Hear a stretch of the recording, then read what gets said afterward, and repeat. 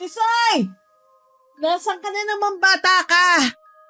Malilintikan ka na naman sa akin eh. Kanina pa kita tinatawag.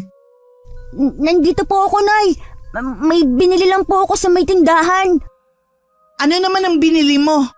Saan ka kumuha ng pera ha? Inutusan lang po ako ni Mang Lito na bumili ng yosi niya. O sige na, dali mo na yan sa kanya. Pagkatapos pag-igib mo ako ng tubig sa poso. Kanina ko pa gustong maligo eh. Opo, Nay. Pagkatapos namin mag-usap ng inay, agad na akong pumasok sa loob ng bahay namin para ibigay sa nobyo nito ang yosi na pinabili sa akin. Nadatnan ko si Mang Lito na may sinisilip sa likod ng kortina na siyang tumatabing sa kwarto naming magkapatid. Tumikhim ako para makuha ang atensyon niya. Agad siyang napalingon sa akin. Bigla rin siyang napangiti sa akin at saka binitiwan ang pagkakahawak sa kortina. Nandiyan ka na pala. Ang bilis mo naman. Heto na po ang yosi niyo. Mayroon pa po ba kayong ipag-uutos? Meron pa po kasing ipinagagawa ang inay. Wala na. Sundin mo na lang yung utos sa'yo ng nanay mo. Sige po. Tumuloy na ako sa may kusina namin para kunin ng 2 balde na paglalagyan ng tubig. Matapos magawa ang iniuutos sa akin ng inay, tsaka naman ako pumasok sa kwarto namin para gisingin naman si Bune. Pagpasok ko sa kwarto, tulog na tulog pa nga ito habang nakadapa. Lumapit muna ako sa may altar kung saan naroon ang litrato ng namayapa naming ama. May 1 taon na rin pala mula nang mamatay ang itay. Hindi pa nga kami nakakapagbabang luksa. Nag-uwi na ang inay ng nobyo niya dito sa bahay namin. Mabait naman si Mang Lito. Kaya lang hindi pa rin ako komportable na kasama siya. Iniisip ko na lang, baka ayoko lang napalitan niya ang itay namin. Natigil lang ako sa pagmumuni-muni nang marinig ko ang pagtawag ni inay sa akin. Hindi pa ba nagigising ang kapatid mo? Batanghali na! Napagod po kasi si Bune kahapon. Ginabi na po kami sa pagtitinda ng sampagite. Hindi ba magtitinda pa kayo ng sampagita ngayon? Mabuti pagisingin mo na ang kapatid mo para makagayak na kayo. Araw ng linggo ngayon siguradong maraming magsisimba. Opo, Nay. Oh, bakit hindi ka pa umaalis sa harapan ko? Nay, pwede po ba akong makahingi ng kahit pambili lang ng tinapay? Nagugutom na po kasi ako. Wala pa po kaming almusal ni Buni. Ay naku Tisoy, mamaya na kayo kumain. Kapag nakabenta na kayo ng sampagita. Wala akong pera dito. Nasan po yung perang ibinigay ko sa inyo kagabi? Hiniram muna ni Lito. May paggagamitan lang daw siya. Sana po, Nay. Nagtira man lang kayo ng pang-almusal namin ni Buni. Aba Tisoy, wag mo kong turuan kung anong gagawin ko sa perang ibinigay mo. Tsaka akala mo naman napakalaki ng kita mo sa pagtitinda ng sampagita. Kakarampot lang naman. Kahit na po, Nay. Pinaghirapan pa rin po namin kitain ng pera na yon. Hoy Tisoy, hanggat nandito ka sa poder ko, hindi ka pwedeng umangal. Sige na, gisingin mo na ang kapatid mo. Tumango na lamang ako kay inay at saka pumasok sa kwarto. Napasukan ko namang gising na si Bune at naghihikab pa. Agad ko na siyang niyaya na magtinda na kami ng sampagita para may pambili na kami ng pagkain. Saktong pagdating namin sa simbahan, mag-uumpisa pa lang ang unang misa para sa araw na yon. Wala na kaming inaksayang oras. Pumwesto na si Bune sa may papasok ng simbahan habang nag-aalok ng sampagita nito. Ako naman, isa-isa ko nilalapitan ng mga tao at inaalok ang hawak kong sampagita. Sampagita po kayo! Lola, sampagita po! Bili na po kayo! Magkanong itinitinda mong sampagita, iho? 10 lang po ang isa. O sige, bibilhin ko na ang lahat ng sampagita mo. Talaga po, Lola? Bibilhin niyo na po ito lahat? Oo, ilan ba lahat yan? 11 pa po ito, Lola. Talaga po bang bibilhin niyo na ito lahat? Oo, iho, para makauwi na kayo ng kapatid mo. Hindi maganda sa batang katulad ninyo ang nasa labas at naghahanap buhay na sa ganyang edad. Paano niyo po nalaman na kasama ko po ang kapatid ko? Nakita ko kasi kayo kanina na magkasama. Magkamukha kayo kaya naisip ko na magkapatid kayong dalawa. Ah, opo. Sa may malapit po sa pintuan ko siya pinapwesto para hindi gaanong mainit. Napakabait mo naman kuya sa nakababata mong kapatid. Dalawa lang po kaming magkapatid. Nangako po ako kay Itay na aalagaan ko si Bunay kapag nawala siya. Ibig bang sabihin ulila na kayo magkapatid? Mayroon pa po kaming nanay ng kapatid ko. Kaya lang po, may bago na po siyang asawa. Ganun ba, iho? Siguro gutom na kayo ng kapatid mo, no? Sumama muna kayo sa akin at ililibre ko kayo. Pasensya na po, Lola. Pero kahit po gutom na kami, hindi po kami sasama sa inyo. May higpit po ang bilin sa akin ng aming ama na kahit anong mangyari, wag na wag sasama sa taong hindi namin kilala. Tama naman ang tatay nyo. Pero tinitiyak ko sa inyo na hindi ako masamang tao. Mukha naman po kayong mabait. Pero hindi pa rin po kami sasama. Kailangan na rin po namin umuwi agad. Ayos lang, iho. Naiintindihan ko naman. Nagulat pa ako nang pinasobrahan ni Lola ang bigay niyang pera sa akin. Nang tingnan ko siya sa mukha, malaki ang pagkakangiti niya sa akin. Tila naiiyak pa nga siya habang nakatingin sa akin. Magalang na ako nagpaalam sa kanya para mapuntahan ng kapatid ko sa pwesto nito. Pagdating sa may pinto ng simbahan, nakaupo ang kapatid ko habang naghihintay sa akin. Biglang nagliwanag ang mukha nito nang makita akong parating. Agad niyang ikinuwento na pinakyaw di umano ng isang matandang babae ang paninda niyang sampagita. Biglang sumagi sa akin ng matandang bumili rin ng lahat ng sampagita ko. Naisip ko na baka iisa lang sila. Bago umuwi, kumain muna kami sa isang karinderya. 2 klase ng ulam ang binili ko at tig-2 kanin ang in-order ko. Humirit pa ng isang boteng soft drink si Bune na agad ko namang pinagbigyan. Pagkatapos magpakabusog, tsaka lang kami umuwi ng bahay. Bakit ngayon lang kayo? Kasi po, Nay, ngayon lang naubos ang tinda naming sampagita. Nasaan na yung napagbentahan nyo? Akin na, bilis! Heto na po. Ang tagal nyo sa labas, tapos ito lang ang napagbentahan? Marami na po kasing nagbebenta ng sampagita sa simbahan eh. Tsaka po, ibinigay pa po namin yung porsyento kay ate na gumagawa ng sampagita. O siya, pumasok na nga kayo sa loob. Aalis ako at hinihintay ako ni Lito. Opo, Nay. Sinunod ko lahat ng bilin sa akin ni Inay. Hinayaan ko na lang makipaglaro sa ibang bata si Bune habang ako'y nagiigim ng tubig. Nang makatapos maglinis, pinanood ko na lang ang mga bata sa labas na naglalaro. May ilan sa kanila na tinawag ako para sumali sa laro nila. Pero tumanggi ako.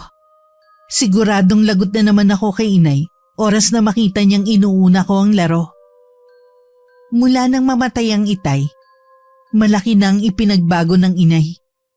Lagi siyang galit sa aming 2 ni Bune. Kay Mang Lito lang siya mabait at magiliw. Hindi ko rin maiwasang mainggit sa mga kaklase ko dati na pumapasok sa eskwelahan. Pinatigil na rin kasi kami sa pag-aaral ni Inay dahil wala daw siyang pampaaral sa amin. Nung malapit ng dumilim, tinawag ko na si Bune para pumasok na kami ng bahay. Kailangan ko pa kasing magluto ng hapunan namin. Ilang sandali pa, dumating na rin ang Inay at si Mang Lito. Ang malas naman natin sa sugal ngayon. Sabi ko naman kasi sa iyo na umuwi na lang tayo. Ikaw naman tumapilit na isugal yung huli nating pera. Huwag mo na nga akong sisihin pa. Kumain na lang tayo. Kanina pa ako nagugutom eh. Tisoy, nakapagsaing ka na ba? Opo, Nay. Wala pa nga lang ulam. Umutang ka muna sa tindahan kahit isang dalata lang ng sardinas. Nay, sabi po ng Aling Mona, mahaba na daw po ang listahan natin. Magbayad daw po muna kayo bago ulit tayo mangutang. Sabihin mo bukas na bukas din daw kamo, magbabayad na tayo. Nay, lagi na lang po ganyan ang sinasabi niyo tuwing uutang sa tindahan. Sumunod ka na lang, ang dami mo pang katwiran eh. Sige po, Nay. Susubukan ko po. Huwag na kayong magalit. Pagdating sa tindahan ni Aling Mona, maraming taong bumibili. Hinintay ko munang makaalis ang mga ito bago ako lumapit. Hindi pa man ako nakakapagsalita, hindi na agad maipinta ang mukha ng tindera. Lalo tuloy umurong ang dila ko. Kung hindi niya ako tinanong, wala na sana akong balak magsalita. Kahit kitang-kita sa mukha nito ang inis, binigyan pa rin niya ako ng isang sardinas, kasabay ng bilin na magbayad kami ng utang. Masaya akong bumalik ng bahay at saka iniabot ang lata ng sardinas kay inay. Ano to? Ito lang ang binigay sa'yo? Opo, Nay. Talagang napilitan na lang po si Aling Mona na bigyan ako. Akala mo naman talaga hindi babayaran ng Mona na yun. Kapag talaga ako nagkapera ng limpak-limpak, ipapalamon ko sa kanya ang pera ko. Kailan ba mangyayari yun? Para makaalis na tayo sa lugar na ito. E di kapag sinuwerte tayo sa sugal, sigurado ang pag-asenso natin. Magdilang anghel ka sana. O kayong dalawa, pumasok muna kayo sa kwarto at kakain lang kami ni Lito. Nay, hindi pa po kami naghahapunan ni Buni. Gutom na rin po kami. Tatawagin ko na lang kayo kapag tapos na kaming kumain. Sige na, sumunod na lang kayo. Walang imik na pumasok na lang kami ng kwarto. Habang nasa loob kami, dinig naman namin ang pagrereklamo ni Mang Lito sa ulam. Hanggang makatapos silang kumain, hindi na kami tinawag. Nang sulyapan ko si Bune, nakatulog na ito. Kinuha ko na lang ang kumot at saka kinumutan siya. Nahiga na lang din ako kahit kumakalam ang sikmura ko. Alam ko naman kaya hindi na kami tinawag ng inay. Siguradong naubusan na kami ng pagkain. Kinabukasan maaga kaming bumangon ni Bune. Nag-igib lang ako ng tubig at pinuno ang drum sa kusina. Lumakad na rin kami ng kapatid ko para magtinda ng sampagita. Dahil ordinaryong araw lang naman yun, naging matumal ang benta namin ng sampagita. Naisip ko tuloy na maghanap ng ibang pagkakakitaan. Habang nakaupo sa gilid ng daan, bigla namang may lumapit sa amin. Ang matandang babaeng bumili ng lahat ng paninda naming sampagita. Nakangiti siyang nakatunghay sa amin. Oh, mukhang malungkot kayo magkapatid ah. Kasi po, Lola, mula kanina wala pa rin bumibili ng sampagita namin. Ah, ganun ba? O sige, akin na mga sampagita ninyo at bibilhin ko na lahat. Talaga po, Lola? Bibilhin niyo ulit ang paninda namin? Oo naman, pero sa isang kondisyon. Ano pong kondisyon? Sasama kayo sa akin. May kainan malapit dito.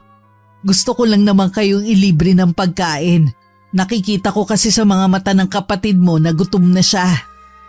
Ang totoo po niyan, kagabi pa kami hindi kumakain. Ano ka mo? Pero bakit naman? Hindi ba may pera naman kayo kahapon? Binibigay ko po lahat ng kita ko kay inay. Tama nga talaga ako, napakabait mong bata. O tara na, sumama na kayo. Hindi naman kalayuan dito ang sinasabi ko sa inyong kainan. Nagkatinginan pa kami magkapatid. Naaaninag ko sa mga mata ni Bune ang pagsusumamo sa akin na sumama na kami sa matandang babae. Hinawakan pa nito ang tiyan niya bilang pahiwatig na gutom na talaga to. Kahit may konting takot at pag-aalangan, ay sumama na rin kami sa matandang babae. Hindi ko kasi matiis na makitang nagugutom ang kapatid ko. Di bali nang hindi ako makakain. Wag lang si Bune. Sa isang karinderya kami dinala ng matandang babae na ang pagpapakilala ay Clement. Galing daw siya sa malayong lugar at kaya napadpad sa lugar na yon ay hinahanap niya ang nawalay na anak ng matagal na panahon. Kayo ba, Tisoy, Bune? Mga nag-aaral pa? Ay, dati po kami pumapasok sa eskwelahan. Pero mula po nung mamatay ang tatay namin, pinahinto na po kami ng inay. Sayang naman, mukha pa naman kayo matatalinong bata. Gustuin po man namin mag-aral ulit, wala po kaming magagawa dahil ayaw na ng inay. Ito na pala ang order natin. Kumain lang kayo ha. Magsabi lang kayo kung ano pa ang gusto niyong kainin. Ang dami niyo naman pong in-order na pagkain. Nakakahiya naman po sa inyo. Huwag kayong mahihiya, iho. Para talaga yan sa inyo. Halos mapuno ng iba't ibang klase ng ulam ang bilog na mesa. Natuwa pa si Bune nang ihatid pa ang 3 bote ng soft drinks na kasama sa in-order ni Lola Clement. Dahil sa gutom, nilantakan na namin ang mga pagkain. Inalok ko pa si Lola na nakangiti lang na nakatingin sa amin. Busog na busog kami pagkatapos. Si Bune kahit puputok na ang tiyan sa kabusugan, hindi pa rin tumitigil sa pagkain nito. Lola, nabusog po kami. Maraming salamat po ha. Natutuwa ako at marami kayong nakain. Ipapabalot ko pa ang natira para maiuwi niyo sa bahay. Para mamaya may makain pa kayo. Naku, nakakahiya naman po, Lola. Huwag ka na mahiya, Tisoy. Masaya ako na kahit sa ganitong paraan natutulungan ko kayo. Lola, may mga apo po ba kayo? Oo, meron kaya lang hindi ko sila kasama Ang swerte po ng mga apo ninyo sa inyo. Napakabait niyo po kasi. Nasaan po pala mga apo niyo? Ang totoo niyan matagal ko na silang hinahanap pati ang ama nila. Bakit po hindi niyo sila kasama? Hindi niyo po ba alam kung saan sila nakatira? Mahabang kwento kung bakit napawalay sa akin ng anak ko. Ganoon po ba? Sana po mahanap niyo na sila. Tiyak na matutuwa ang mga apo ninyo. Kami po kasi walang lolang nakagisnan. Ngumiti lang ng makahulugan si Lola Clement. Sa murang edad, naiintindihan ko na kaya siguro mabait sa amin ang matandang babae. Marahil nakikita nito sa amin ni Bune ang mga apo nito. Naikwento rin ni Lola Clement na may isa pa itong anak na babae. Naiwan di umano ito sa kanilang probinsya. Bago kami umuwi ng araw na yun, ibinigay pa ni Lola Clement ang address ng tinitirhan nito. Huwag daw kami mag-atubili na pumunta doon kung kailangan namin ng tulong ng kapatid ko. Hindi lang kami nabusog ng araw na yon. Masaya din kami dahil kay Lola Clement. Para na rin kami nagkaroon ng lola sa katauhan nito. Mula pa ang inay at si Mang Lito sa bahay ng mga oras na dumating kami. Nagsaing na rin ako. Para kung sakali na dumating sila na maaga, ay meron ng kanin. Wala na rin laman ng drum kaya nagigib na rin ako. Madilim na nang dumating sina inay. Mukhang lasing na naman si Mang Lito at nagtatalo sila. Talaga bang wala ka nang gagawin kundi ang ipahiya ako sa mga tropa ko, ha? Hindi naman yun ang intention ko Hindi kasi sila magandang impluensya sa'yo kaya pinapaiwas kita sa kanila. Kaya lang naman ako nakikisama sa kanila kasi gusto kong makalimos sa kamiserablehan ng buhay natin. Diba sabi ko naman sa'yo konting tiis pa. Makakaraos din tayo sa buhay natin. Lagi ko na lang naririnig yan sa'yo Bakit hindi mo nilang kaya muna tanggapin ang trabahong inaalok sa'yo ni Roy? Ano? Ang hirap kaya magtrabaho sa Pierre. Pansamantala lang naman habang hindi pa ako nakakahanap ng trabaho. Ayoko nga. Huwag mo nang ipilit. O sige kung talagang ayaw mo. Nagkunwari lang ako may ginagawa sa kusina para hindi ako masita ng inay. Pagkatapos tinawag ko si Bune para maglinis ng katawan. Sumunod naman agad siya. Tsaka lumapit sa akin ng inay at hiningi ang pinagbentahan namin ng sampagita. Nagtanong pa ako na kapag saing na ako. Nagulat pa siya sa dami ng ulam na dala ko. Nanlalaki ang mga mata nito sa pagkakatitig sa mga ulam sa mesa at sa akin. Humabi na lang ako ng kwento na galing sa isang handaan ng mga yon. Masigla pa nitong tinawag si Mang Lito at siya na rin ang naghain. Ni hindi man lang kami inalok magkapatid habang kumakain sila. Mabuti na lang naitabi ko ang isang supot ng ulam at yun ang pinagsaluhan naming magkapatid. Kinabukasan madilim pa ay ginising na ako ng inay. Ipag-igib ko raw siya ng pampaligo at maaga siyang aalis. Si Mang Lito naman ay natutulog pa ng mga oras na yon hanggang makaalis ang inay.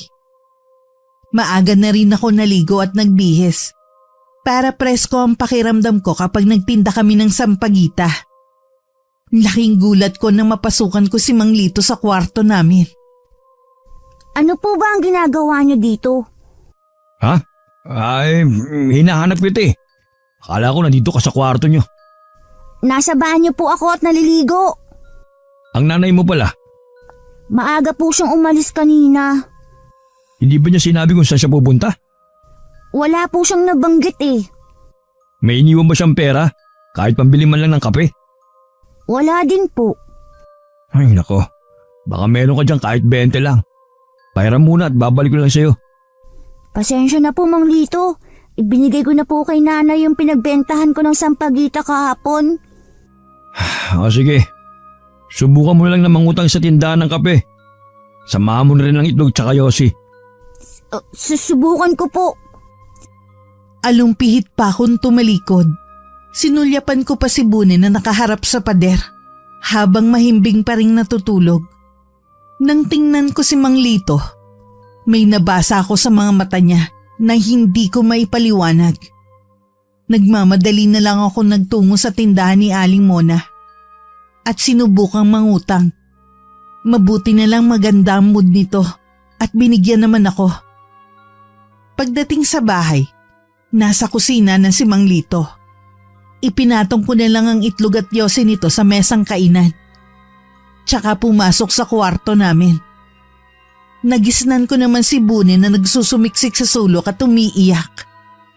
Nang tanungin ko kung bakit, tanging sagot nito ay nananaginip ng masama. Pinagbihis ko na rin siya para makaalis na kami. Nang araw na yon may ikinakasal sa simbahan. Marami namang tao, pero iilan lang ang bumili sa amin ng sampagita. Nung bandang tanghali na, nakakaramdam na kami ng gutom. Naalala ko si Lola Clemen. Dahil hindi ko matiis na nagugutom ang kapatid ko, kahit kinakabahan, pinuntahan namin ang bahay nito. Lumarawan agad sa mukha nito ang gulat at galak na mapagbuksan kami ng pinto. Pasensya na po kayo, Lola, kung nakakaabala kami sa inyo.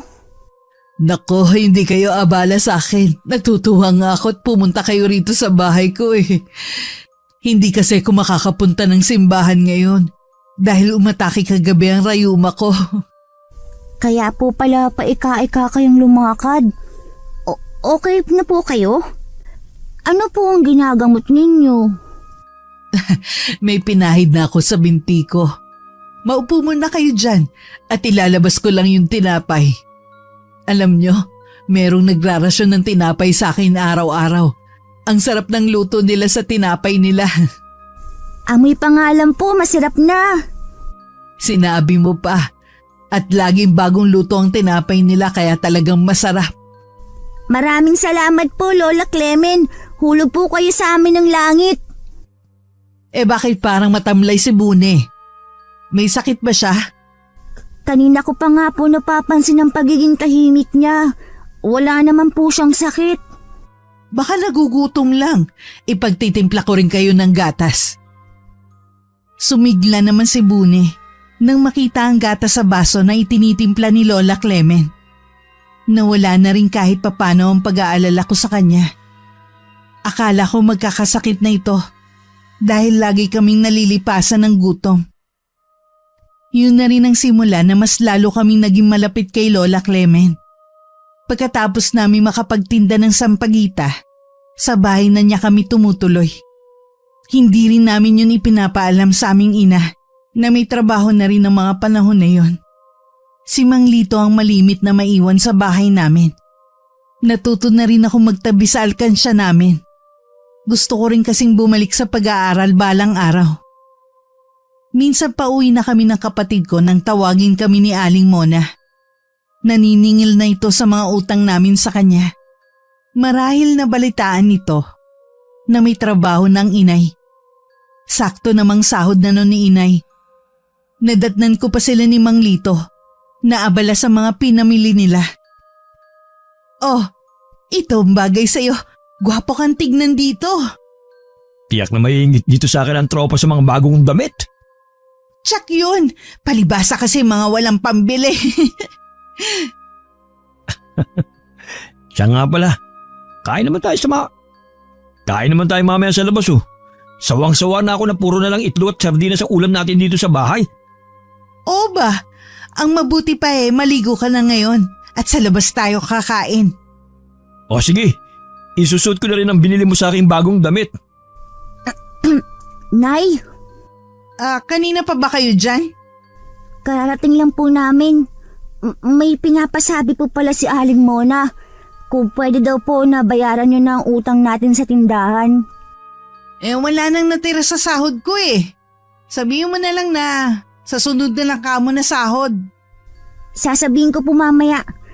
Nay, aalis po kayo ngayon? Oo. May pupuntahan lang kami ni Lito. Nasa na nga pala yung pinagbentahan ng sampagita? Ito po. Bakit ito lang? Aba Tisoy, kinukupitan mo yata ako Yan lang po talaga, Nay. Konti lang po ang napagbentahan ngayon kasi wala pong gaanong tao dahil masama ang panahon. Sa susunod sa ibang lugar naman kayo magtinda Hindi yung puro sa tapat na lang kayo ng simbahan nakapwesto. Opo, Nay. Ilang sandali pa lumabas na rin si Mang Lito suot ang bago nitong damit. Umikot pa ito sa harapan ni inay para ipakita kung bagay ba rito ang suot. Hindi ko maiwasan na mainggit dito dahil sa bagong damit. Samantalang kami ni Buni, huling nabilhan ng damit nung buhay pa ang itay. Para kaming hangin na dinaanan lang ni na inay nang dumaan sa harapan namin. Nagtungo na lang ako sa kusina. Baka sakaling may iniwan na pagkain para sa amin. Pero walang laman ng kaldero. Napapabuntong hininga na lang akong naupo. Tumabi naman sa akin si Buni. Nang sumunod na araw, laging malakas ang ulan kaya hindi kami nakakapagtinda ng sampagita. Kaming tatlo ang laging naiiwan sa bahay habang nagtatrabaho ang inay bilang waitress sa isang kilalang kainan.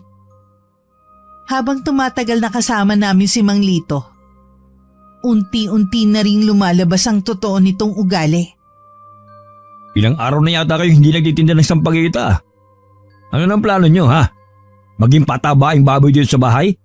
Aba, maya naman kayo sa nanay nyo na nagpapakilap sa pagtatrabaho. Tumulong naman kayo. Malakas po kasi ang ulan kaya hindi kami makapagtinda. Di magkaputi ka. Problema ba yon? Wala rin naman po kasi ang bibili sa ganitong panahon. Ang dami mo pang katwiran. Ang sabihin mo, tamad ka lang magtrabaho. Bakit hindi po kayo maghanap ng trabaho? Imbis na pahila-hilata lang kayo dito sa bahay. Ano sinabi mo ha? Ulitin mo nga.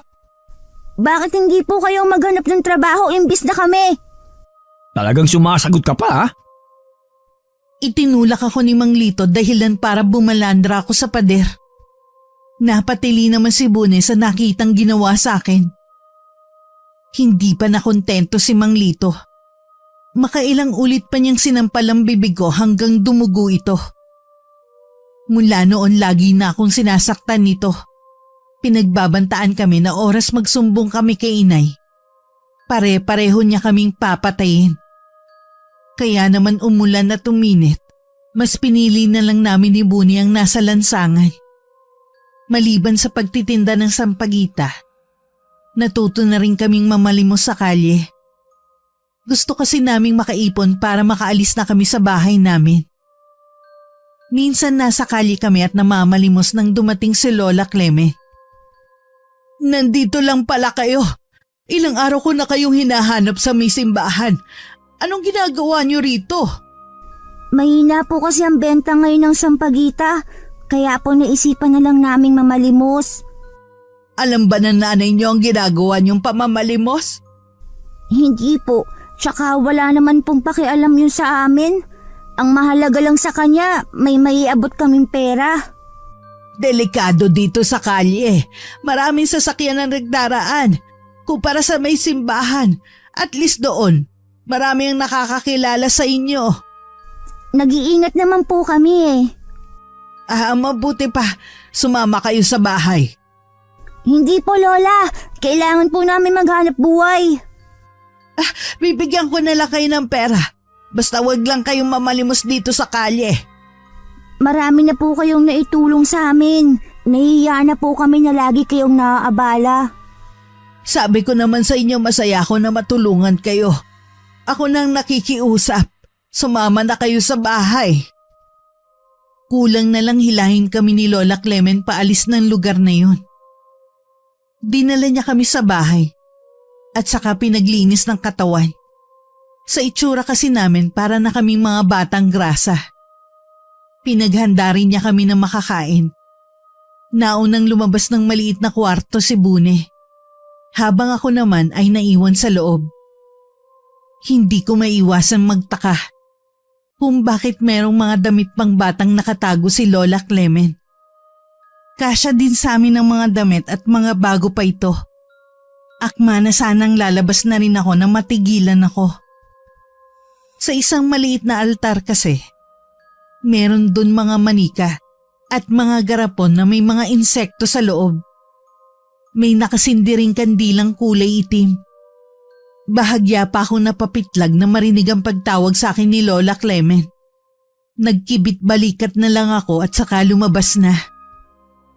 Mabuti naman kasya ang mga damit sa inyo. Bakit po kayo may mga damit na pangbata dito?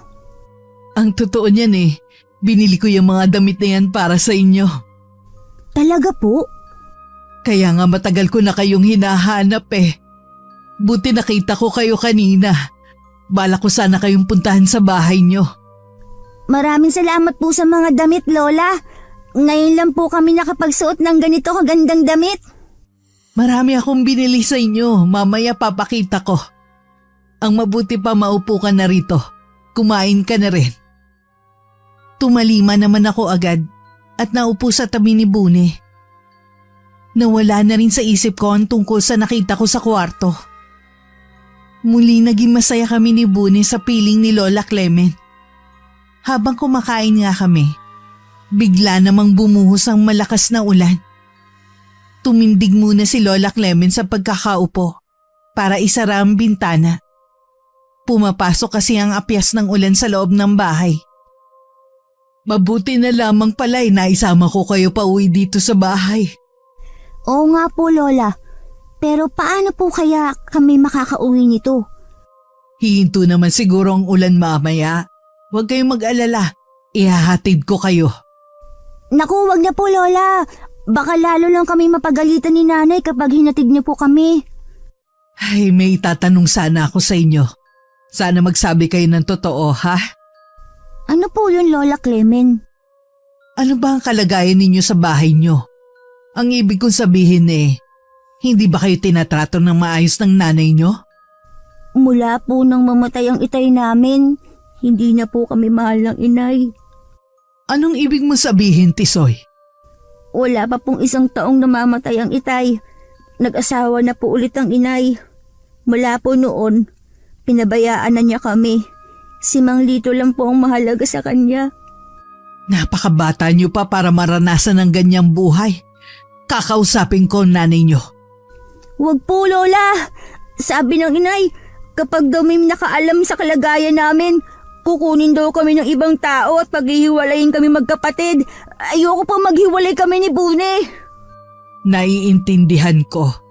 Pero mula ngayon, Dapat lahat ng nangyayari sa inyo ay sasabihin nyo sa akin, ha? Ako ang bahala sa inyo. Maraming salamat po, Lola Clemen. Tuwing nagsasalita po kayo, para kayong si Itay. Talaga ba? Pwede bang kwentuhan nyo ako tungkol sa ama nyo? Sobrang bait po ng Itay. Siya po ang nagluluto ng baon namin sa eskwelahan. Hinahatid niya din po kami at sinusundo. Lagi po siyang nakikipaglaro sa amin. Sayang nga lang po, maaga siyang kinuha sa amin. Miss na po namin siya ni Bune. Hindi na ako nagtataka kung bakit ganyan kayo kababait na bata. Maayos kayo napalaki ng tatay nyo. Bakit po kayo umiiyak, Lola? Wala naman mga apo. Masaya lang ako na nagtagpo ang mga landas natin.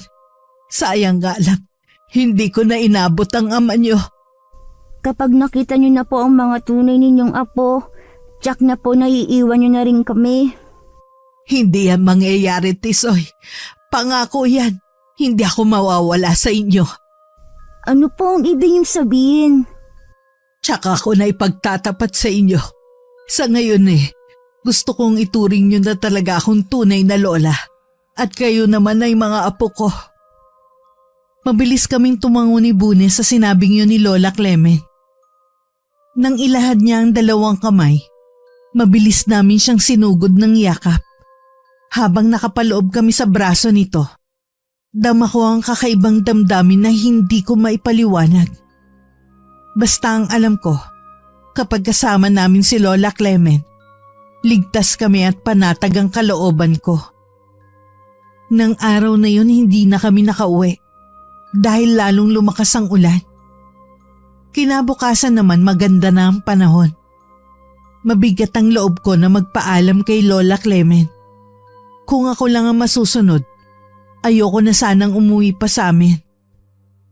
Yung billing ko sa inyo ha, huwag na kayong babalik sa kalye para mamalimos.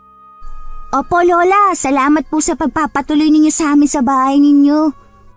Anumang oras bukas lagi ang bahay ko para sa inyo. Kung pwede nga lang dito na lang kayo tumira sa bahay ko Pero alam kong gusto niyo rin makasama ang nanay niyo. Madalas na po kaming pupunta dito, Lola. Aasahan ko yan ha. Ingatan mo ang kapatid mo. Niyakap pa namin si Lola Clemen bago kami umalis. Gusto pa sana niyang ihatid kami pero tumanggi ako. Malapit lang naman ang sa amin. Wala pang kalahating oras ang lakarin. Pagdating sa bahay, nadatnan kong nag-aalala ang inay sa amin. Agad niya kaming nilapitan at niyakap. Napansin ko rin na tila galing siya sa pag-iyak. Tisoy! Bakit ngayon lang kayo ha? Kagabi pa ako nag-aalala sa inyo. Hindi po kami nakauwi kahapon dahil sa lakas ng ulan. Talaga ba, Nay, na nag-aalala kayo sa amin? Oo naman. Pumunta pa nga ako sa simbahan pero wala nang tao dun. Sorry po, Nay, kung napag-alala namin kayo. Saan ba kayo nagpalipas ng gabi? May mabait pong matanda ang nagpatuloy sa amin sa bahay niya. Naawa po kasi siya sa amin ni Buni. Sinong matanda? Taga rito ba siya sa atin? Taga malayong probinsya po siya. Sa susunod wag na kayong sasama sa matandang yun ha? Nakalimutan niyo na ba ang bilin sa inyo ng tatay niyo? Huwag kayong basta-basta magtitiwala sa hindi niyo kakilala. Mabait naman po si Lola. Kahit na, baka mamaya sa una lang siya mabait. Mahirap na baka mamaya Nangingidnap pa lang matandang yun na inilalagay ang mga bata sa sako at saka dinadala sa malayo. Hindi naman po. Huwag ka nga makipagtalo sa akin, Tisoy. Dapat iniisip mo rin ang kapakanan ng kapatid mo. Opo, Nay. Pasensya na po talaga. Kumain na ba kayo? Tapos na po. Pinakain na kami ni Lola bago kami pinayagang umuwi. Ang mabuti pa, doon muna kayo sa kwarto nyo. Huwag muna kayong aalis ang bahay ngayon. Sumunod naman kami sa utos ng inay. Nadaanan pa namin si Mang Lito na nakaupo sa sofa at matiim ang titig na ibinibigay sa amin. Hindi na lang namin siya pinansin pa. Kahit nasa kwarto na kami, dinig pa rin namin ang pag-uusap ni na inay. Nagtatalo sila tungkol sa hindi namin pag-uwi. Hindi mo man lang ba pagsasabihin ng mga anak mo? Aba, pwede nilang ulitin ang hindi pag-uwi dito sa bahay. Narinig mo naman hindi ba?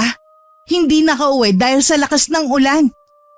Ang lapit-lapit ng simbahan. Kahit mababasa sila ng ulan dapat umuwi pa rin sila.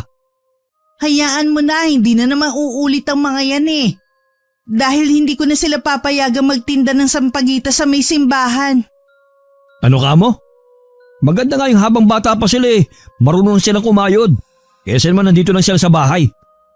Masyado pa silang mga bata para maghanap buhay. Kapag may masamang nangyari sa kanila sa lansangan, sa tingin mo kaya sino ang mananagot? Bahala ka na nga. Mga anak mo naman yung mga yan Kahit bata pa si Tisoy, maaasahan na yan dito sa bahay. Kita mo nga, kusa na siya nag-iigib ng tubig at nagsasaing. Oo na, bahay mo naman to Sino ba ako para mangialam sa desisyon mo? Ang sakin lang naman, ayoko lang mapahamak ang mga anak ko. Bakit bigla naman atang bumait ka at nagkaroon ka ng pakialam sa mga anak mo ngayon? Natural na may pakialam ako sa mga anak ko. Marami din ako napagtanto nang hindi sila umuwi kagabi. Sayang din kasi ang kita ng mga yan sa pagtitinda ng sampagita. Malaking tulong din dito sa bahay. Huwag mo nang isipin ng tungkol sa pera. Ako na ang bahala sa lahat. Kaya nga may trabaho ko Ilang araw na nga kaming nasa bahay lang. Sa dati pa rin nagtatrabaho ang inay. Minsan binibilhan na rin niya kami ng pasalubong tuwing umuwi siya galing trabaho. Patago nga lang niya yun inaabot sa amin. Si Mang Lito naman ay madalas na magpapunta ng mga kaibigan nito sa bahay. Madalas silang umiinom doon. At ako ang lagi nilang inuutusan na bumili ng alak at pulutan. Napansin ko rin ang tila pananahimik ni Bune. Matamlay din ito at lagi lang nagkukulong sa kwarto. Kahit anong pilit kong makipaglaro siya sa mga bata sa labas, ay talagang ayaw nito. Isang gabi nagising ako sa mga mahihinang ungol. Paglingon ko kay Bune, biling baliktad dito sa pagkakahiga. Inakala kong nananaginip lang siya, kaya hinawakan ko siya sa braso para gisingin. Pero dagli ko rin nabawi ang kamay ko dahil sa nakakapasong init nito. Inaapoy ka ng lagnat! Teka lang, kukuha ako ng basang bimpo! Nagmamadali akong lumabas ng kwarto namin.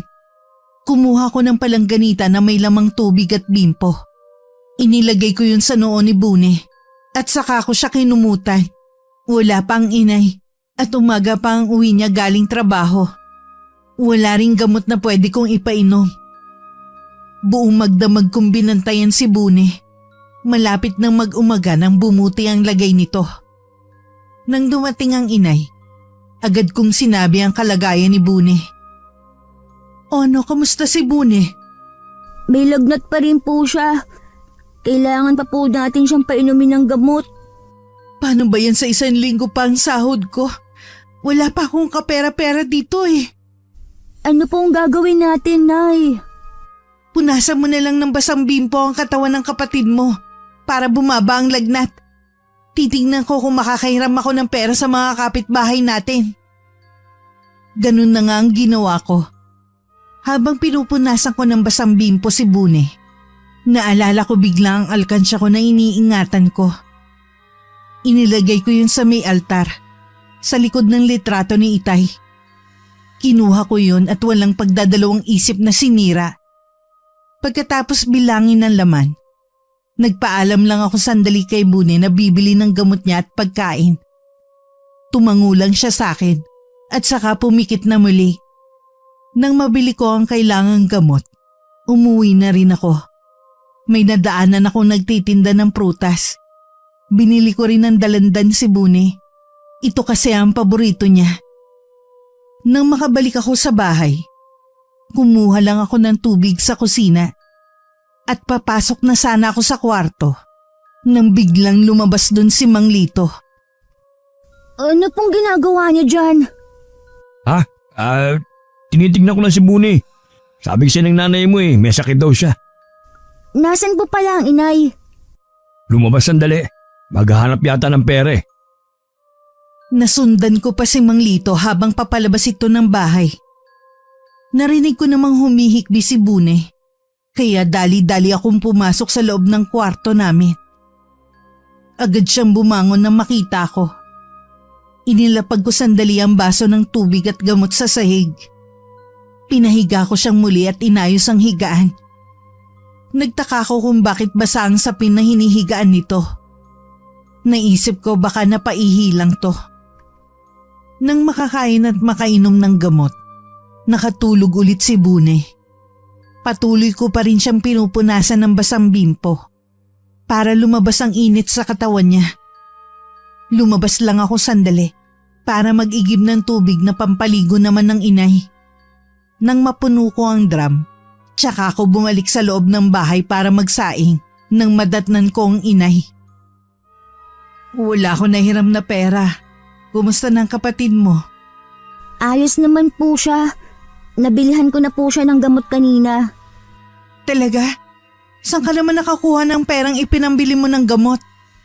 Sinira ko na po yung alkansya ko. May alkansya ka pala? Opo, Nay. Nag-iipon po kasi ako para makalipon ng gamit sa pasukan. Gusto ko po kasing bumalik ulit sa pag-aaral.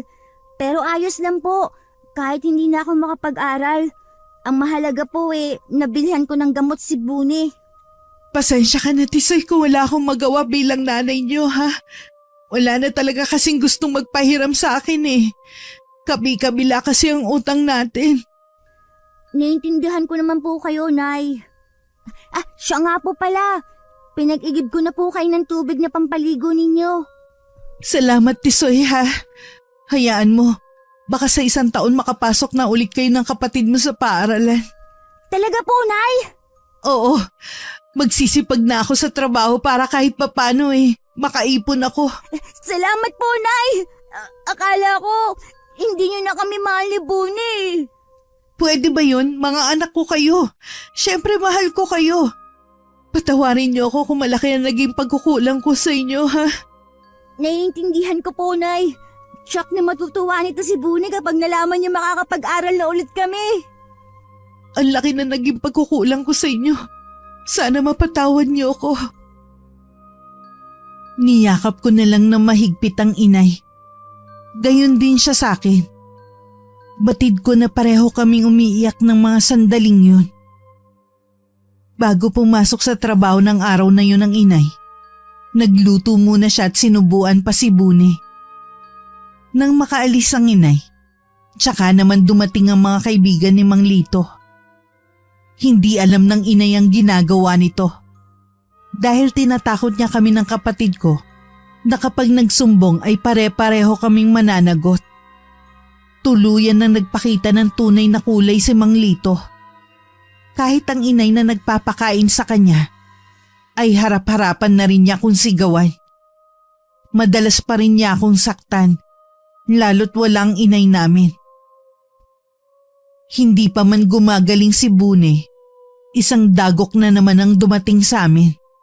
Maagang umuwi ang inay dahil nawalan nito ng trabaho.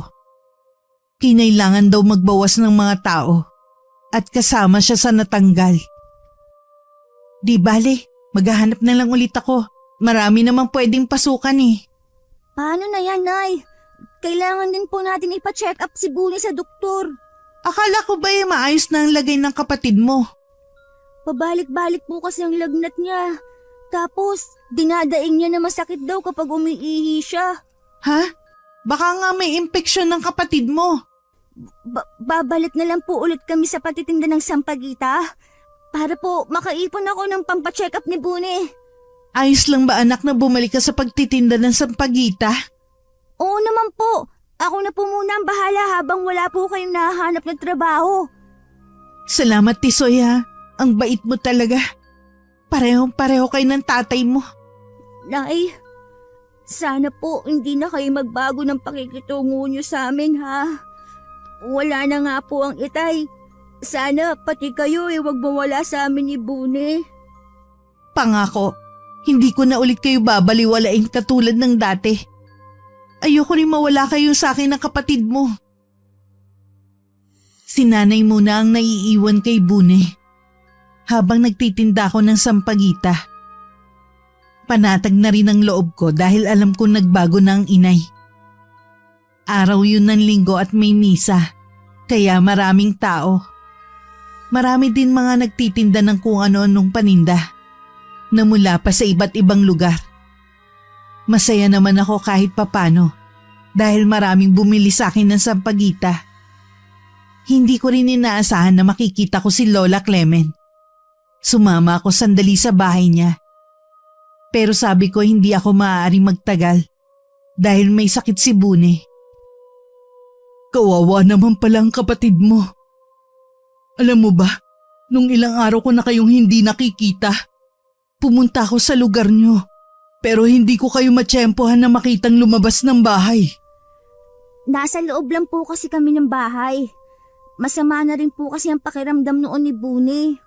Napatingnan niyo na ba siya sa doktor? Hindi pa po, Lola. Kaya nga po nagtitinda ulit ako ng sampagita para makaipon ng pampacheck up ni Bune.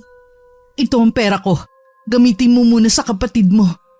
Kailangan madala niyo agad siya sa doktor bago pa lumala ang lagay niya. Nakakayaman po, pero hindi ko po ito tatanggihan. Gustong-gusto ko na po talagang madala si Bune sa doktor. Naaalala ko po kasi nung magkasakit ang itay na wala kaming pera. Ano bang nararamdaman ni Bune, iho? Dinadaing po niya lagi na mahapdi kapag umiihi siya. Mabuting andalhin niyo na agad siya sa doktor. Baka impeksyon sa ihi ang sakit ng kapatid mo. Opo, Lola. Pag uwi ko po, dadalhin agad namin siya sa doktor. Ganun nga ang gawin niyo. Teka lang, pasabay itong nasa braso mo? Baka pati ikaw ay may sakit na rin. Oh, ang dami pala nito. Aray ko po, huwag niyo pong diinan ng hawak. Sino ang may gawa nito sa'yo? Di ba may usapan tayo na magsasabi kayo ng totoo sa akin? Pasensya na po kayo, Lola. Natatakot po kasi ako sa banta ni Mang Lito. Yan ba ang bagong kinakasama ng nanay mo? Siya na nga po. Hindi ako papayag na saktan ka ng lalaking yun. Hindi nga kayo mapitik man lang ng tatay niyo eh. Tapos basta na lang kayong sasaktan ng ibang tao. Hayaan na lang po natin, Lola. Baka mamaya totohanin niya ang banta sa amin. Pero Tisoy, hindi tama ang ginagawa ng lalaking yun sa'yo. Kailangan ko na pong umalis, Lola. Maraming salamat po sa perang ibinigay niya sa akin. Balang araw po, makakabayad din ako sa inyo. Teka lang, Tisoy. Kapag kailangan mo pa ng tulong, huwag kang mag-aatubili na pumunta rito, ha? At sa pagbabalik mo, meron akong kailangan sabihin sa inyo ng kapatid mo. Marahan naman akong tumango kay Lola Clemen bago ko lumabas ng bahay niya. Hindi pa man ako nakakalayo nang bigla akong lumingon. Nakatayo siya sa may pintuan habang nakatanaw sa akin. Kumaway pa ako sa kanya at saka nagmamadaling umuwi na sa amin. Habang daan may kabang biglang sumibol sa dibdib ko. Lalo kong binilisan ng mga hakbang ko dahil biglang sumagi sa isip ko si Bune. Hindi ko na pinansin ang pagtawag sa akin ni Aling Mona nang mapadaan ako sa harapan ng tindahan niya. Okupado kasi ang buong isip ko sa kapatid ko. Sa bungad pa lang ng pinto ay narinig ko na ang pagpalahaw ng iyak ni Bune. Dumiretso agad ako sa kwarto namin. Napasukan ko si Mang Lito sa ibabaw ng nagwawala kong kapatid. Tanging panloob lamang ang suot niya. Sandaling tila hindi ako makakilos sa kinatatayuan ko. Tumahimik ka sabi. Gusto mo talaga masaktan, ha? Anong ginagawa niya sa kapatid ko? Ang sama niyo! Ha? Tisoy, mali ka ng iniisip mo. Hayaan mo ako magpaliwanag. Hindi! Lumayas ka dito! Dahil kung hindi, isusuplong kita sa mga polis! Tumigil ka, ha? Wala akong ginagawang masama sa kapatid mo. Sinungaling! Layuan mo ang kapatid ko! Manahimik ka, Tisoy, ha? Huwag na huwag mong ipagkakalat ang nakita mo. Dahil lahat kayo papatayin ko. Kasama ng nanay mo. Sama mo! Tinanggap ka namin dito! Yung pala may ginagawa ka sa kapatid ko! Binabalaan ko kayong dalawa. Huwag niyo akong subukan. Lalo ka na, Tisoy.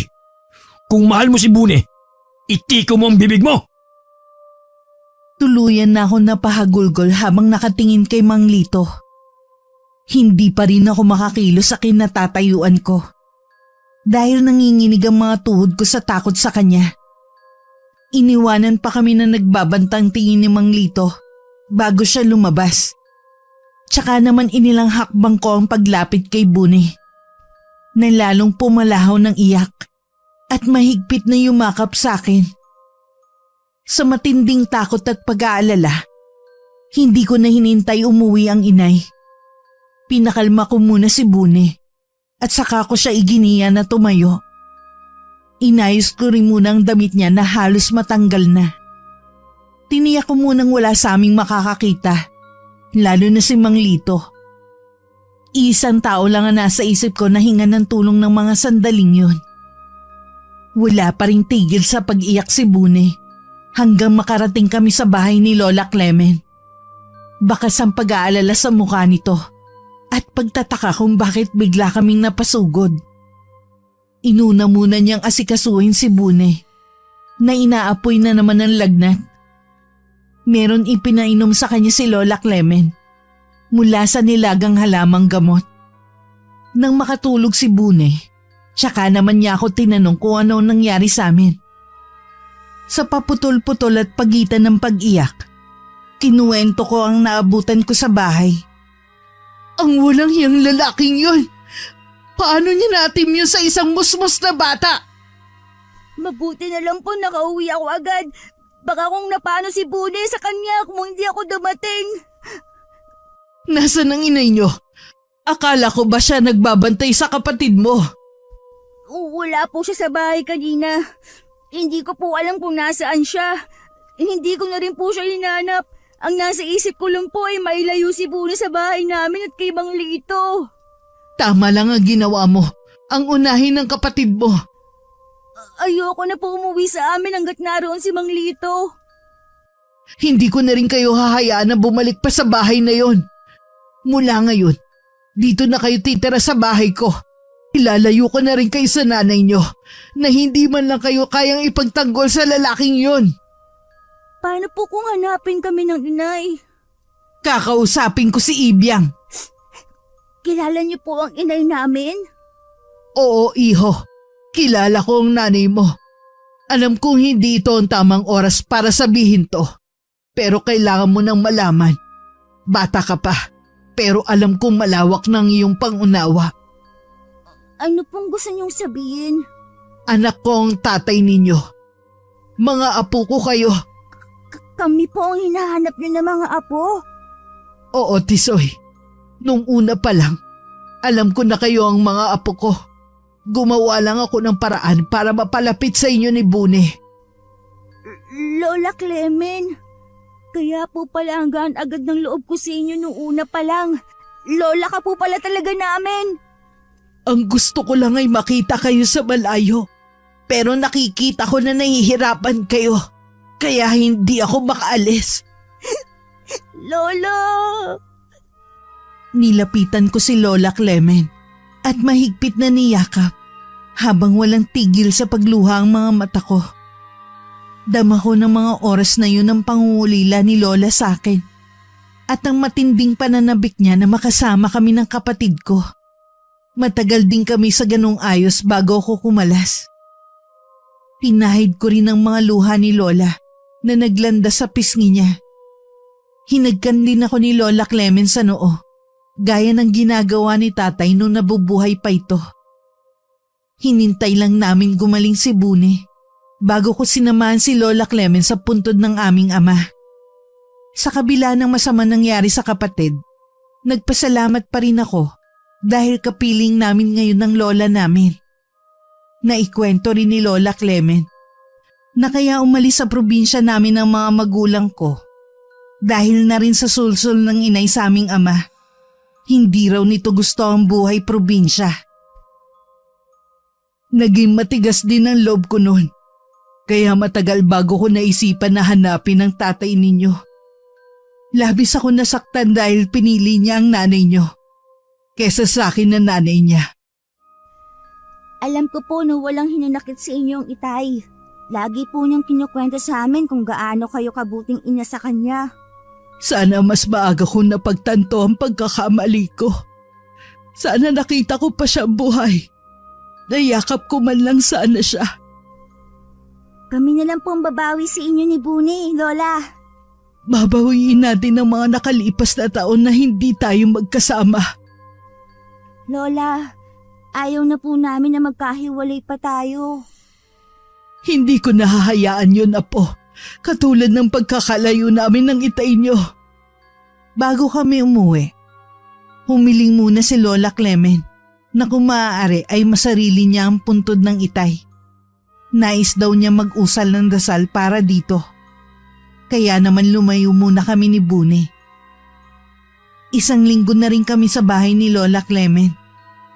Kahit ramdam ko na ligtas kami sa poder niya, may kahungkagan pa rin akong nararamdaman. Siguro dahil namimiss ko ang inay namin. Sa maraming pagkakataon ay gusto ko siyang makita. Pero mas nananaig ang galit ko kay Mang Lito. Tuwing naaalala ko ang ginawa niya kay Bune, gusto ko siyang isumpa. Iniisip mo pa rin ang nangyari sa kapatid mo? Gusto ko pong bigyan ng hustisya ang nangyari sa kanya. Pero hindi ko po alam kung paano. Ay, pareho tayo ng gusto mangyari, iho. Isuplong po natin sa pulis si Mang Lito, Lola. Hindi na kailangan. Matatagalan lang ang pagbibigay ng hustisya sa kapatid mo. At higit sa lahat, malalantad lang ang nangyari sa kanya. Hindi mo naman siguro gusto maging tampulan ng tukso ang kapatid mo. Dagdag pasakit lang yun sa kanya kung sakali. Ano pong gagawin natin? Hahayaan na lang po ba natin ang nangyari kay Bune? Gaganti tayo, Tisoy, sa pinakamasakit na paraan. Matitikman ng lalaking yun na matindi nating galit. Tingin ko ba sa mga mata ni Lola Clement ay nag-aapoy ito sa galit? Kahit anong paraan pa ang iniisip niya, sasang-ayon ako basta makaganti lang kami kay Mang Lito sa ginawa niya sa kapatid ko. Inabukasan nagpaalam si Lola Clement na may kailangan lang puntahan. Hindi naman niya sinabi kung saan, pero nagbilin siya na sandali lamang siyang mawawala. Lingid sa aming kaalaman ni Bune, balak kumprontahin ni Lola Clement ang inay. Matinding pagkabiglang rumihistro sa mukha ng inay nang mabuksan niya ng pinto si Lola Clement at makilala ito. Nanay Clement? Kayo nga, paano niyo po nalaman ang bahay ko? Hindi na mahalaga kung paano ko kayo natunton. Wala na po si Pablo. Mahigit 1 taon na po siyang, alam ko rin na wala pang 1 taong namamatay ang anak ko. Meron na agad siyang kapalit. Buong pagsasama po namin, naging mabuting akong asawa sa kanya. Maaari naging mabuti kang asawa pero hindi bilang ina. Ano pong pinahihiwatig ninyo? Nasa akin ang mga apo ko. Ilalayo ko na sila sa'yo at sa bago mong kinakasama. Sa inyo po ang mga anak ko. Gusto ko po sila makita. Nasaan po sila ngayon? Kalimutan mo na ang mga apo ko. Nandito lang ako para ipaalam sa'yo na iuuwi ko na sila sa probinsya. Hindi niyo magagawa yan. Ako lang ang may karapatan sa kanila at hindi kayo. Nagawa mo ngang pabayaan ng anak mo eh. Meron ba namang matinong ina na hahayaang maghanap buhay sa murang edad ang mga anak niya? Nagsisisi na po ako sa ginawa kong pagpapabaya sa kanila. Nangako naman ako kay Tisoy na babawi na ako sa kanila eh. Huli na ang lahat. Nang mag-uwi ka ng lalaki dito sa bahay ninyo, hinayaan mo na rin mapahamak ang mga apo ko sa kamay ng lalaking yon. Ano bang sinasabi ninyo? Bakit hindi nyo pa ako diretsahin? Napahamak si Bune sa kamay ng lalaking yon. Minolestya niya ang kaawa-awa kong apo. Hindi mo rin alam na sinasaktan din niya si Tisoy. Anong klaseng ina ka para hayaan ng ganong kalupitan sa mga apo ko? Hindi ko po alam. Tamad lang si Lito pero hindi niya gagawin ang saktan ng mga anak ko. Lalo na si Bune. Bahala ka na kung mas papaniwalaan mo ang lalaking yon kesa sa mga anak mo. Pero kilala mo ko, Ibiang. Hindi ako papayag na hindi mabigyan ng hustisya ang nangyari kay Bune. Ano pong binabalak ninyo? Hindi mo na dapat tinatanong pa ang bagay na yan. Pasalamat ka, ikaw pa rin ang ina ng mga apo ko. Teka lang po, Nay. Huwag po muna kayo umalis. Nasaan po ang mga anak ko? Nakikiusap ako. Gusto ko sila makita at makausap. Tinitigan lang ni Lola Clemen ang inay at saka umalis. Hindi na niya pinansin ang pagtawag ng inay sa kanya. Tuliro naman ang inay sa natuklasan niya. Hindi niya akalain na may masama na palang nangyayari sa mismong bahay namin habang wala siya. Pagdating ni Mang Lito ng bahay, agad niya itong kinumpronta.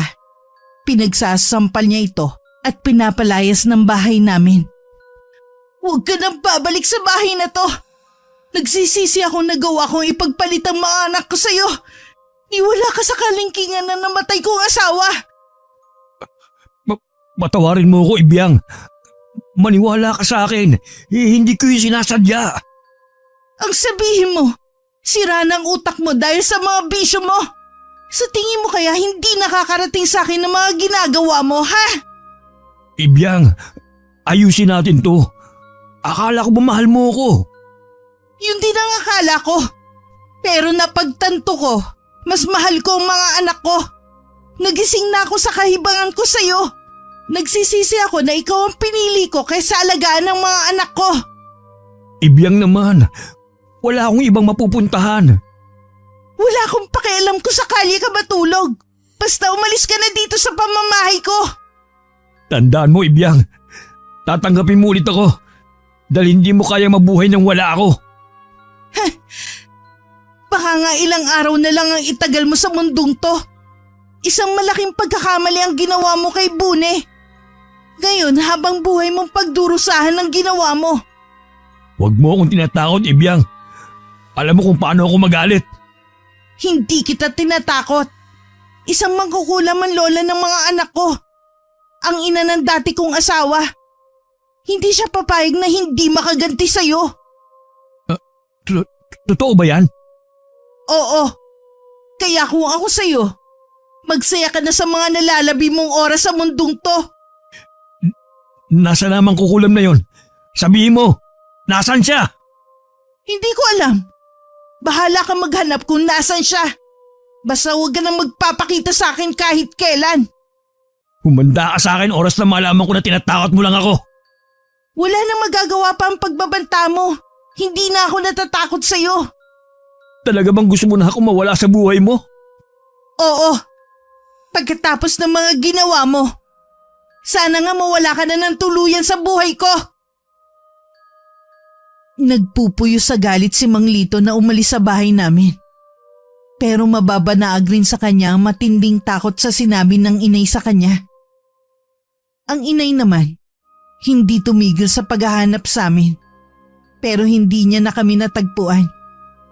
Hindi pa rin naman kami umuwi ng probinsya. May kailangan pa kasing gawin si Lola Clemen. Ipinagtapat na rin niya sa akin na marunong siyang mangulam. Hiniling ko sa kanya na turuan niya ako. Pero tumanggi siya. Masyado pa daw akong bata para matutunan ng kapangyarihan mula sa kadiliman. Ipaubaya mo na lang sa akin ang paghihigante, Tisoy. Sa gagawin ko, para na rin ikaw ang gumante para sa kapatid mo. Sige po, Lola. Kayo na pong bahala sa taong yon. Kailan niyo po isasagawa ang pangungulam kay Mang Lito? Mabuti nang hindi mo alam kung kailan ko isasagawa.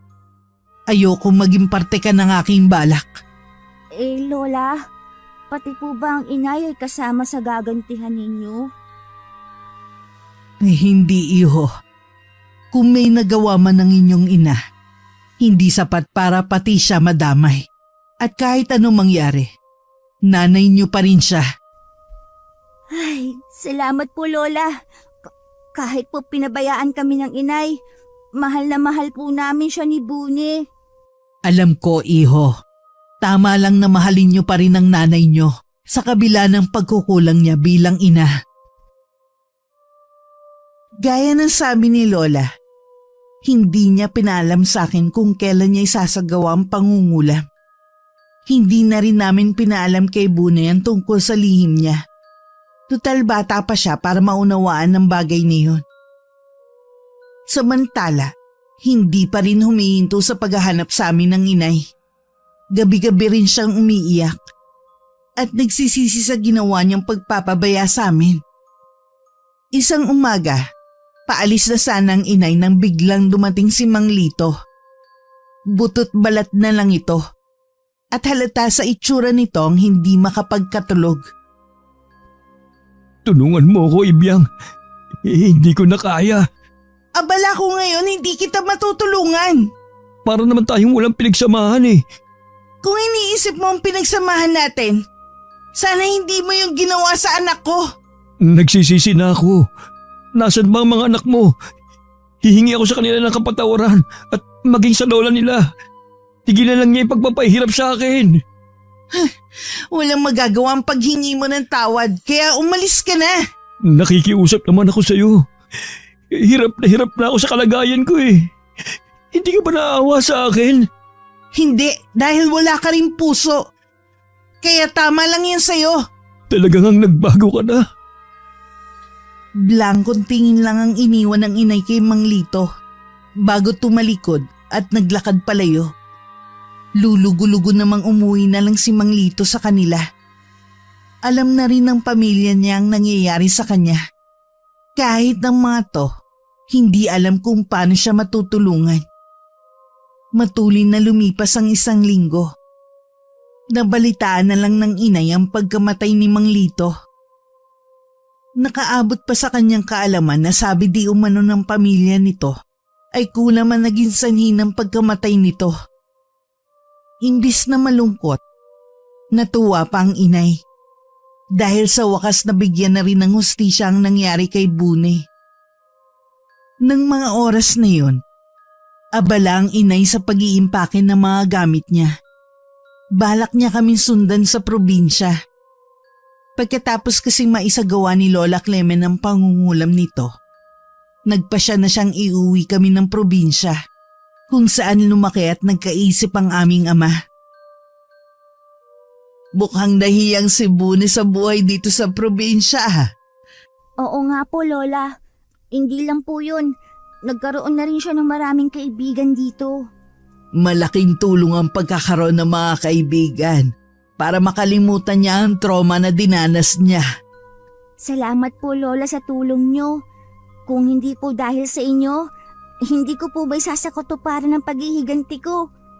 Gusto kong alisin mo na sa isip mo ang salitang paghihigante. Nandito na tayo sa probinsya. Gusto kong magsimula ka muli. Mahirap pong kalimutan na nangyari, pero pipilitin ko po alang-alang kay Bune. Sa pasukan nga pala, pwede na kayong pumasok ulit ni Bune sa paaralan. Antsahin mo ng bahala sa lahat. Sa wakas po, makakapag-aral na ulit kami ni Bune. Matutupad na rin sa wakas ang pangarap ko na pangarap din ng itay nung nabubuhay pa siya. Gusto niya kasi makapagtapos kami ni Bune. Huwag kang mag-alala. Matutupad ang pangarap ng ama ninyo para sa inyo.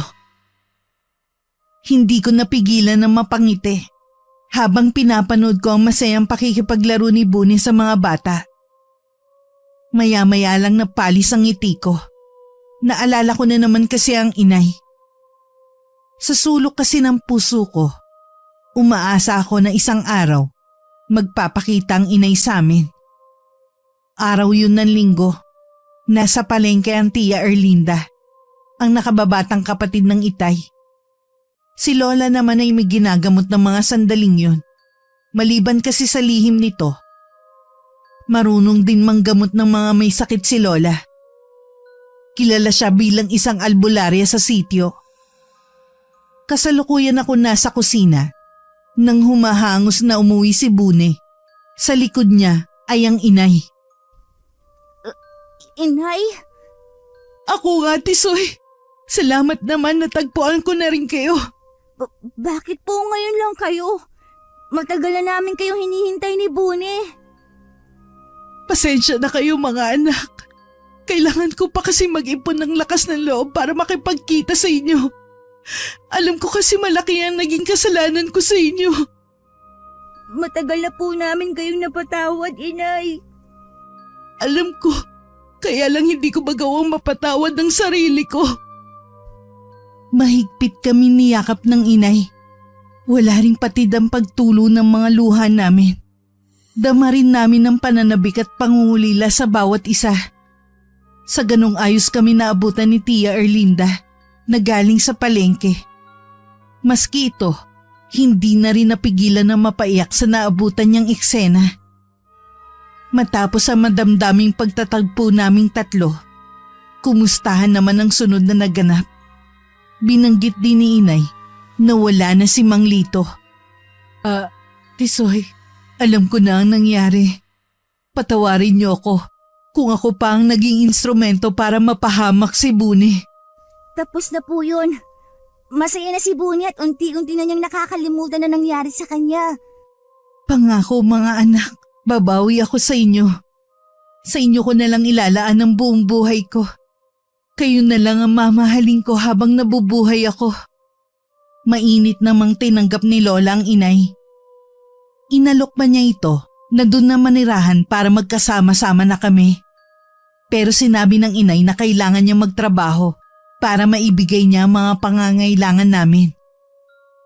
Nagtagal lang ng 1 linggo si inay sa bahay at bumalik na rin siya sa lugar kung saan kami nakatira dati. Nangako naman siya sa amin ni Bune na 1 beses sa 1 buwan ay dadalawin niya kami. Bagamat malungkot na hindi namin kasama ang inay, tinupad naman nito ang pangakong babawi sa amin. 1 beses sa 1 buwan ay nagpapadala siya para sa panggastos namin. Lagi rin niya kaming binibisita at sa ilang araw na pamamalagi niya sa amin, asikasong-asikaso niya kami ni Bune. Wala na akong mahihiling pa, kundi sana balang araw, hindi na kailangan magtrabaho pa ng inay sa malayo. Wakas,